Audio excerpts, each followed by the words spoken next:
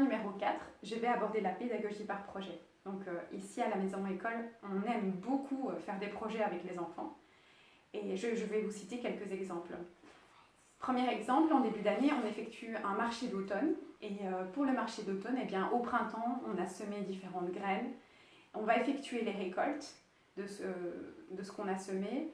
On va aussi aller effectuer des cueillettes dans la propriété pour faire de la confiture, pour faire du jus de pomme, pour préparer des sachets de noix. On va peser ces différents éléments, on va leur attribuer un prix.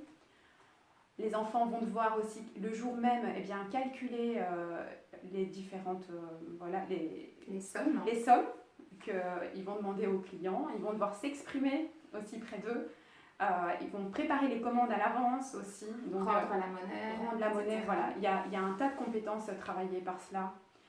Comme deuxième projet, cette année-ci, par exemple, on a fait le tour du monde, le tour des continents. Donc à chaque fois, les enfants découvraient un panier avec des objets des différents continents. On dansait comme dans ces continents, on a chanté, on a mangé, on a senti des épices. Donc c'était vraiment des projets très porteurs.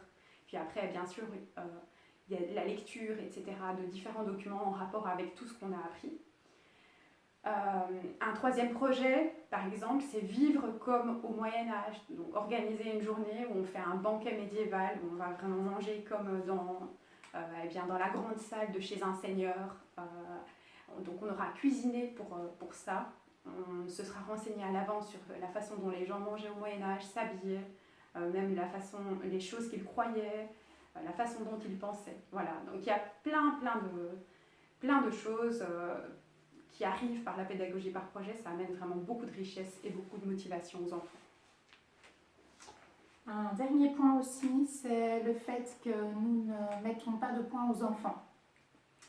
Donc il y a des tests qui sont prévus régulièrement pour les leçons qui nécessitent vraiment un apprentissage par cœur.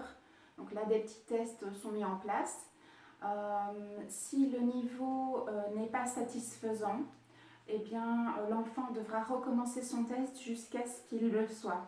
Et donc nous mettrons en place des stratégies, des façons peut-être d'apprendre autrement cette leçon jusqu'à ce que ça fonctionne.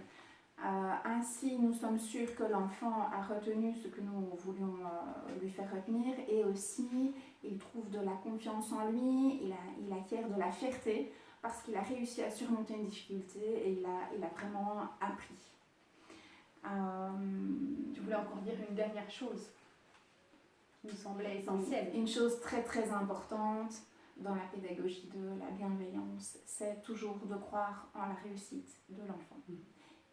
Nous lui disons qu'il est capable, que nous croyons en lui, qu'il va réussir, qu'il doit être aussi courageux, mais le fait de croire en sa réussite lui permet aussi d'avoir une plus grande estime de lui, confiance en lui, et c'est le chemin aussi positif qui permet vraiment d'avoir des victoires. Voilà.